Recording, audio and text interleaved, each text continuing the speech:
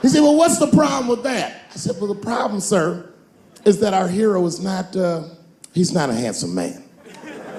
And he's often short on cash. So whenever trouble breaks out, he has to run around the city and convince women to let him pat their vaginas. Please, miss, that building's on fire. Can I pat your vagina quickly? People are dying, but he can't tell them exactly why. Ugh, get away, you're gross. Please, miss, people are dying. Just a couple of pats. Ugh, gross, get away.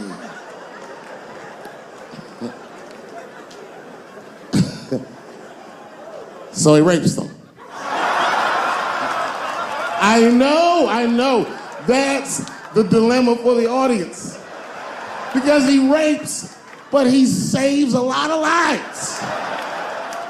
And he saves way more than he rapes, and he only rapes to save. But he does rape. I didn't realize it, but the whole green room was looking at us. All the celebrities were disgusted. That guy from Texas was like, here's my card, call me on Monday. That worked out.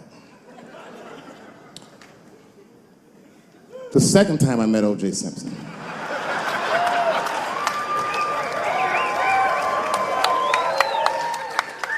was right after the trial of the century. There I was, now a young man of probably 23.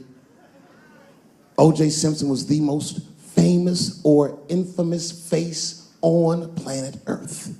I was in a restaurant in Beverly Hills with my agents. I wasn't alone in the restaurant, but I was alone.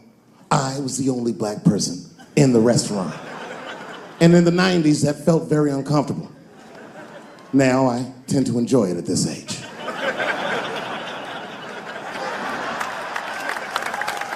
I was having dinner with my agents, celebrating a deal that they told me was lucrative, but I later learned fucking sucked. And suddenly, a group of women walked by. Every race was in that group. Black, white, Asian, Latina, white, and white again. They were all gorgeous. I watched them walk by. Then, I saw a familiar face. Al Collins, the man from the infamous Bronco chase, walked by and embraced one of the women, and they walked towards the door. Couldn't believe what I saw. And then, close behind him, was O.J. Simpson, newly released from jail. The restaurant fell still. I was shocked. I didn't mean to say it out loud, but it just came out. O.J. He stopped, turned around to see who said it, saw my black face, and correctly assumed it was me.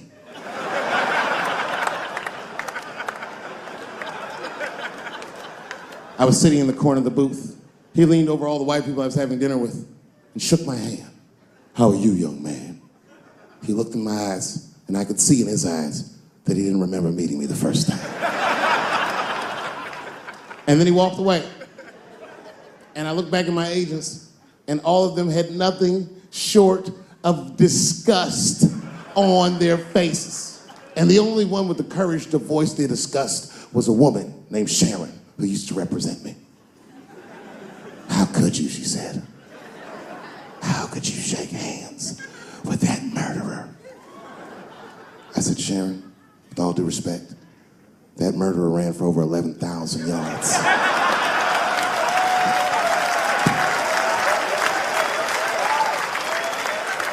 And he was acquitted, so, fuck it. Glove didn't fit.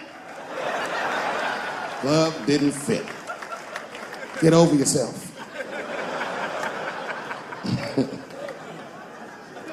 Some people can't do that. Some people just can't get over themselves. Gay people have a hard time doing that recently. Here we go. Here comes the deep water. No, recently I've noticed that. I noticed that with that Manny Pacquiao controversy. Yeah, no, it was now in the gay community's defense. Manny Pacquiao said some outlandish shit about gay people. Very, very not nice things that I won't repeat, but there was biblical verses and some analogies to animals. Wasn't a good look. Nike took his shoes immediately, which I thought was a little harsh. A little harsh. You know what I mean? Because he's, just because he's Asian. You know what I mean? Fuck, you gonna take shoes off Asian dude to appease a gay dude. You know what I mean? No? You don't know what I mean. But Asian people kind of know what I mean. No? No Asians in the front? No? No, this is what I mean. Okay, look. Okay, you're an Asian dude. No, I say this with no disrespect, but we're all Americans, right?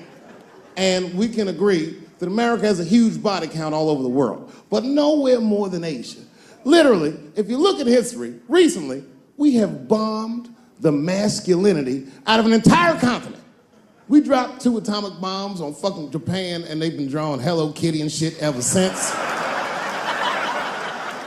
There's a lot of lady boys in the wake of our bombs.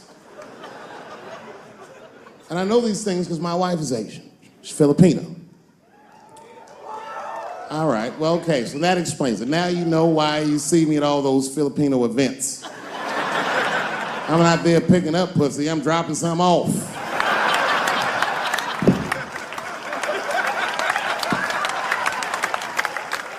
I take my wife to all that shit. I took my wife to see Pacquiao fight Mayweather. We sat ringside, okay? That was a quiet car ride home. That's what that was. But if you know what's popping in the Philippines, you know that they got a whole generation of kids in the Philippines growing up without their mothers. Yes.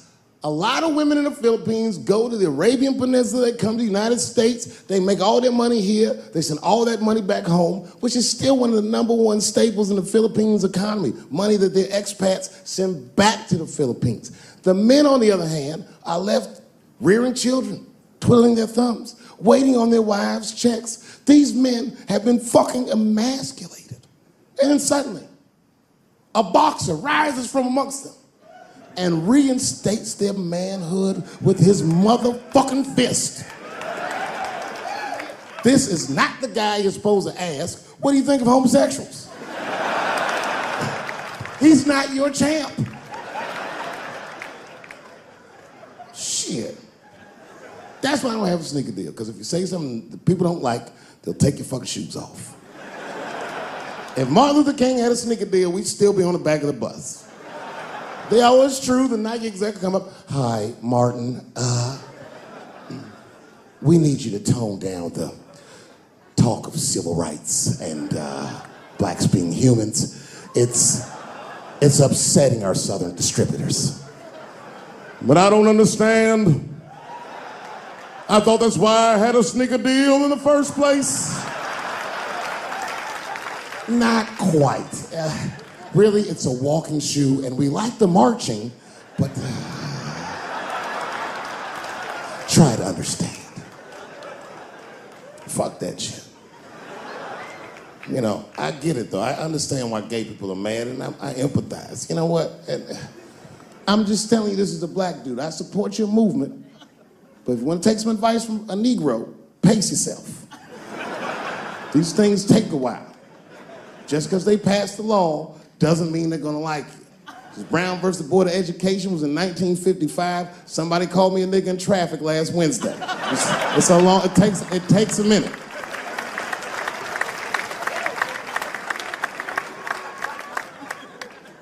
My wife's friend, Stuart, told me that. My wife has a lot of gay friends. Stuart's their leader. She has a lot of gay friends. And I don't like them.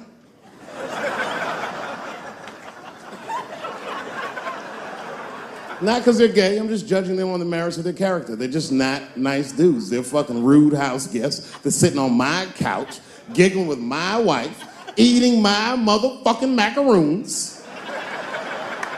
And I come in, they act like the party's over. Hey, Stuart, what's going on? This guy talks to me the way a cat would speak if a cat could talk. Hi, David.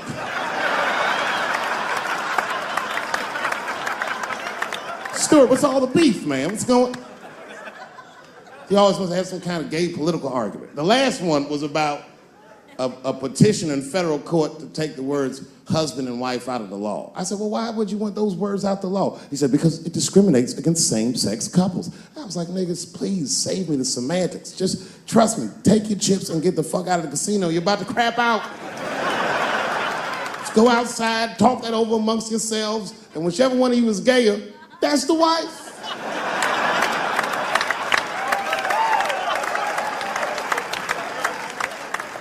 No, Stuart didn't like that. Stuart educates me about this movement, you know what I mean? I didn't even know shit about it. He told me it's called LBGTQ.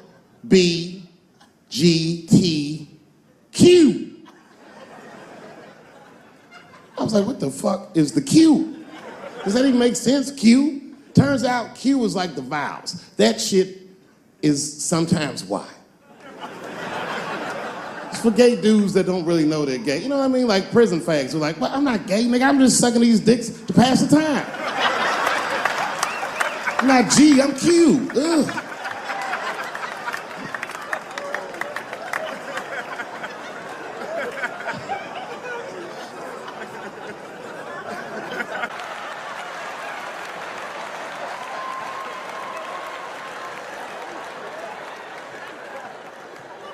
But I figured, fuck, it's better me than some kid.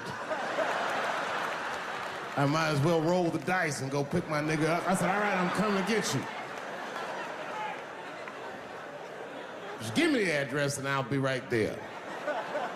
And then he gave me the address and I was shocked. I said, son, you are not gonna believe this, but I'm at the same party, nigga.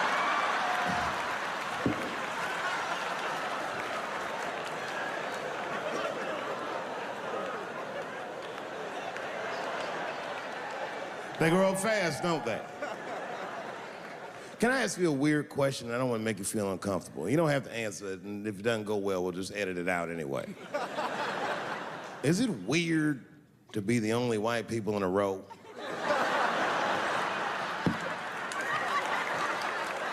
Is it weird? I mean, you can be honest. Does it feel strange? Are you worried at all? Give me your money, motherfucker. I'm just fucking around. I'm just saying. This guy got ice in his veins. He didn't even buckle. You know, like many black men my age, the first time I voted was 8 years ago. Right. I saw Obama on TV. I said, oh, I'm voting for this nigga. I remember the day I voted for Obama. I voted in Ohio, and my vote matters in Ohio.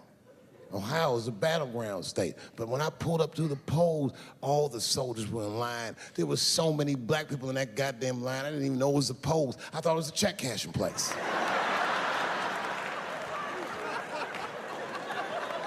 We were hugging each other, and old people were singing hymns and spirituals and shit. It was like the OJ verdict times 10 or some shit. I've never seen black people that happy. 8 years later, I'm pulling up to the polls again. This time, I'm driving a brand new Porsche because the Obama years were very good to me.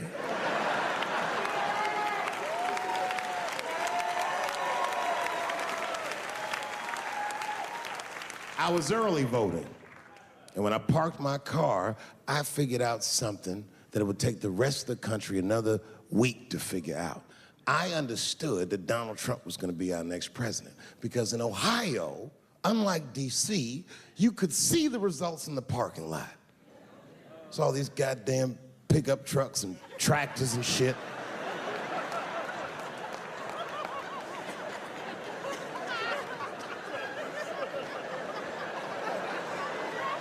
And then I walked up and I saw a long, long line of dusty white people.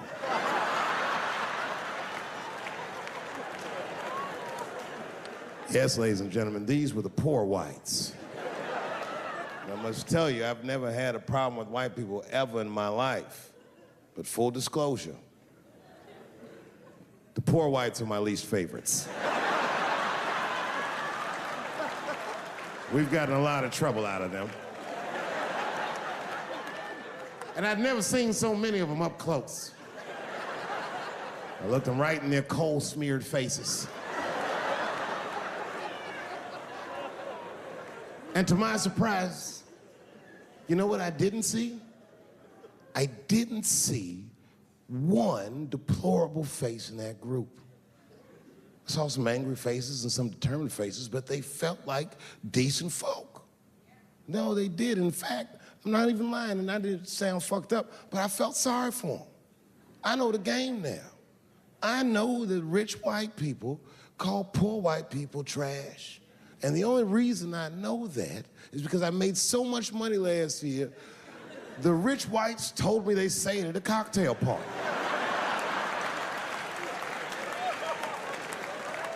And I'm not with that shit. And I stood with them in line like all of us Americans are required to do in a democracy. Nobody skips the line to vote. And I listened to them. I listened to them say naive, poor white people things. Man, Donald Trump's gonna go to Washington and he's gonna fight for us. I'm standing there thinking to my mind, you dumb motherfucker.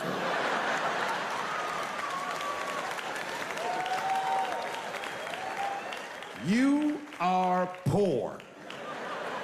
He's fighting for me.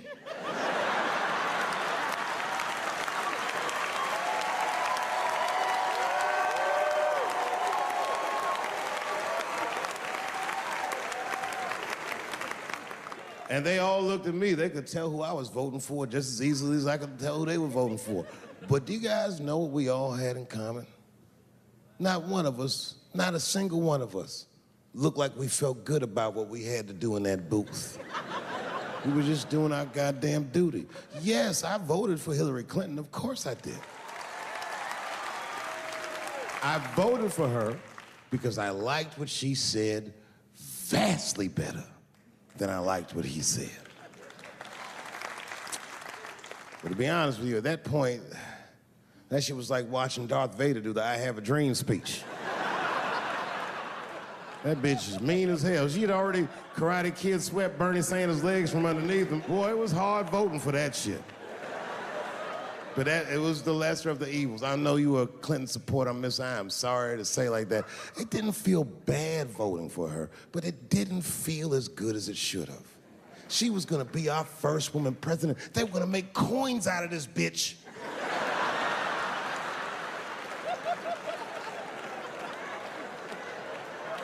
And somehow she just missed the dunk. Of course she should have beat him. Of course she should have beat him. You know what voting for her felt like? It was bittersweet. It felt like I was lucky enough to eat Halle Berry's pussy. And whilst I was doing so, she fucking farted in my face, man.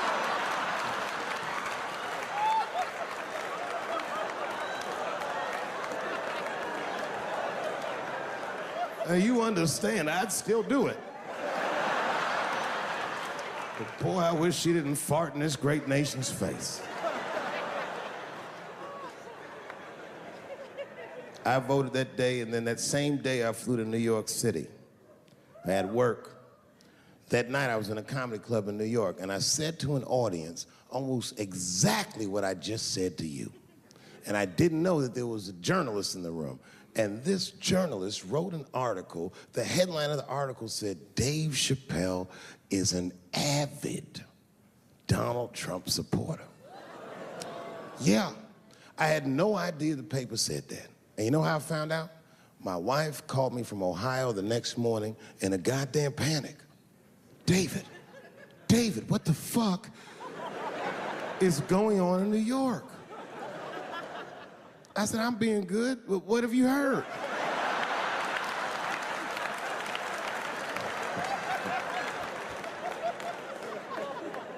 And my wife said, the paper is saying that you're a Donald Trump supporter. I was like, whew.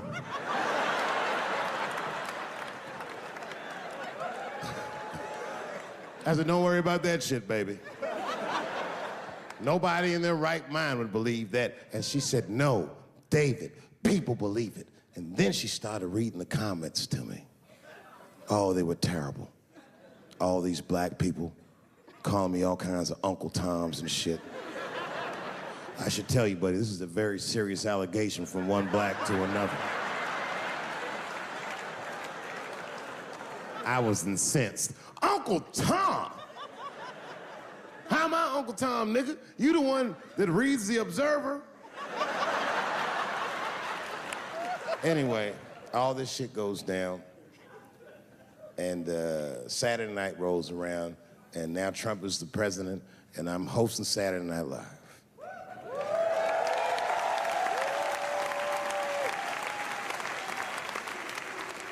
And I didn't really prepare my monologue, I just kind of winged it.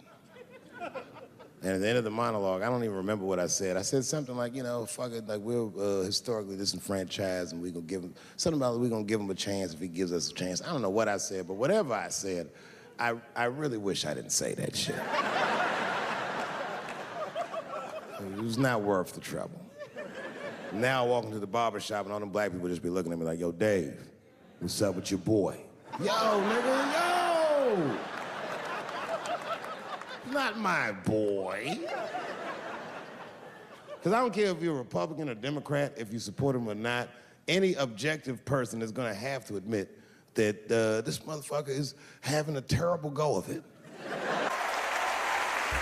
Please help me welcome to the stage the co-creator of Chapelle Show, the one and only Neil Brand.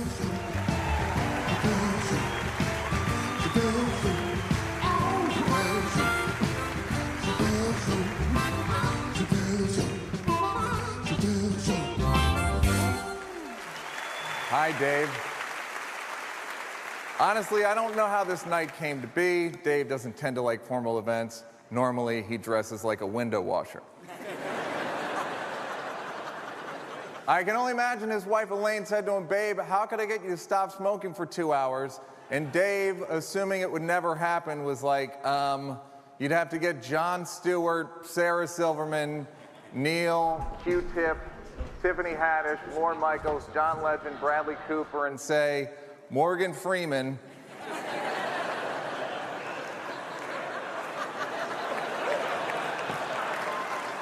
To fly to DC and honor my talent. Elaine said, great, October 27th, and Dave was like, shit!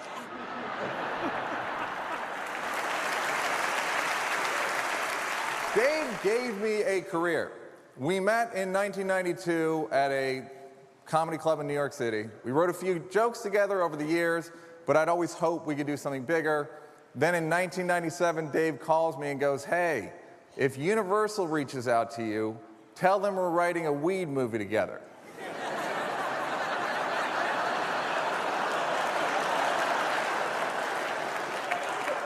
And I was like, what weed movie? And Dave said, don't worry about it. Next thing I know, someone from Universal calls me and asks, are you writing a weed movie with Dave Chapelle? And I was like, yes? And they go, when can you pitch it to us? And I was like, in 30 days' time.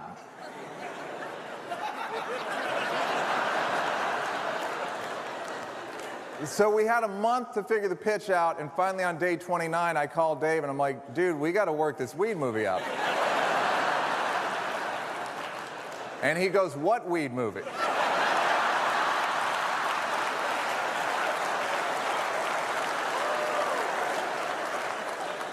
Anyhow, the day before the pitch, we outlined Half-Baked. It took the full day, about 16 hours, and that attention to detail really showed up on screen. I don't know about y'all, but I can't even move. It's like I feel stuck here, yo.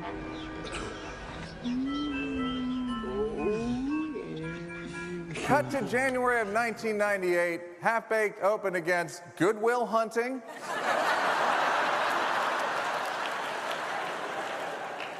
Wag the Dog, As Good as It Gets, and oh yeah, Titanic.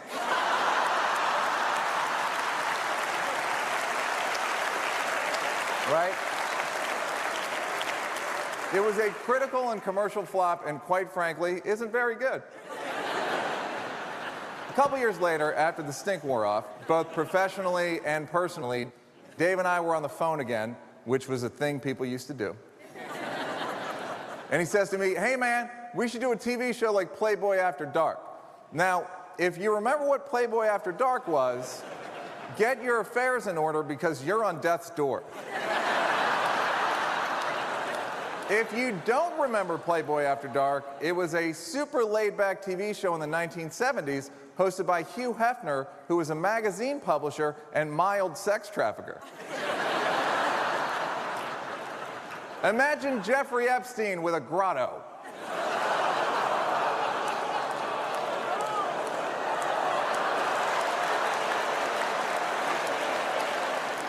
Anyway, Dave and I figured out a rough format for what would come to be Chapelle Show. Went around pitching to a few networks. HBO didn't go great. The woman actually said to Dave, and I quote, "Why do we need you when we have Chris Rock?" See, back then, there could only be one popular black comedian at a time, unlike today, when there can be 3. So then a few minutes later, we pitched to Comedy Central, and they bought it. We made the pilot for Chapelle Show, we got picked up to series, and the show went really well. Like, absurdly well. Like, so well, you gotta go to Africa well. Our top story? As we all know, Congress recently approved paying over $1 trillion to African Americans as reparations for slavery. And I got enough cigarettes to last me and my family for the rest of our lives. I'm rich, biatch! When we started the show, I knew Dave was the funniest person I'd ever met. By the end of the show, I knew Dave was one of the funniest people who'd ever lived. There were times where he would just improvise something that we'd never talked about before, maybe never even thought about before. Clayton Bigsby's entire speeches about breathing the white man's air and Will and Grace, all improvised. If you don't like Will and Grace, that don't mean there's something wrong with you. It means there's something wrong with Will. He's homosexual. Tyrone Bigham's speech to the kids about doing drugs with Mickey Mouse, totally made up. You know what dog food tastes like? Do you? It tastes just like it smells. Delicious. Rick James singing "It's a Celebration" and "Fuck Your Town."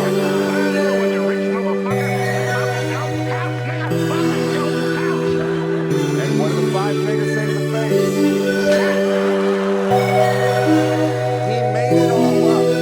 Writing and directing Dave sometimes was as simple as me standing on set with my jaw hanging open like, cut? The thing that I love about Chapelle Show is it allowed Dave to be his entire self, to express his intellect, his anger, his morality, his silliness, his hypocrisy, his sadness, his blazing talent. Chapelle Show was a rare thing. It was a fully faceted document of a human being living in the United States of America while having the surreal experience of being born with black skin. So, you know, Playboy After Dark. Also, the show was personal. See, I always felt like Dave played me in Failure Half Baked. So one day we were shooting a sketch where Dave quit the show because he got Oprah pregnant. And we're doing a scene where he's going like rampaging through the office. He gets to me and he dumps trash over my head. And here's why I suspect he blamed me for Half Baked. As he dumped the trash over my head, he said, "This is for Half Baked."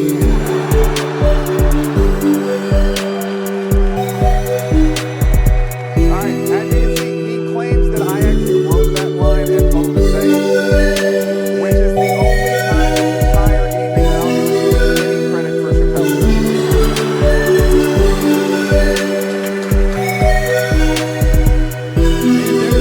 These secret speeds on these take the train to fucking comedy shows. Dave Chapelle is the oldest young comedian in the fucking business. This motherfucker's 44, been doing comedy for 43 years. Motherfucker was born, came out,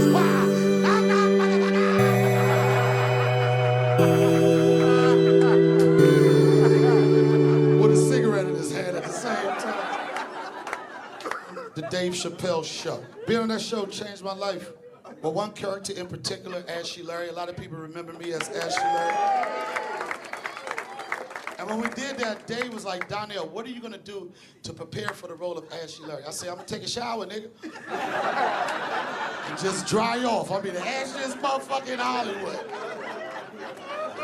I'm from Washington, D.C. Chocolate City. For us, nigga is a pronoun. We have very thick skin. We don't shy away from the jokes. In fact, humor was our mode of survival. The only reason I never got my ass whooped on these streets is because niggas knew I'm hilarious.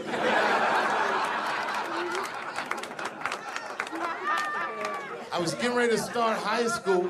We had a principal named Ralph Neal. That nigga had just seen Lean on Me and was walking around with a bullhorn like that was him. I had just gone to middle school in Ohio. I was gone for 3 years. In the 3 years that I was gone, crack came out. I came back to Washington. You guys remember crack, don't you? You remember what it did to this city. That's why it's strange to see so many white people jogging and pushing strollers and things. Because all these niggas in D.C. did the heavy lifting. We did the hard part. This is a black city. They call it Chocolate City, not because shit has nothing to do with chocolate. That was niggas.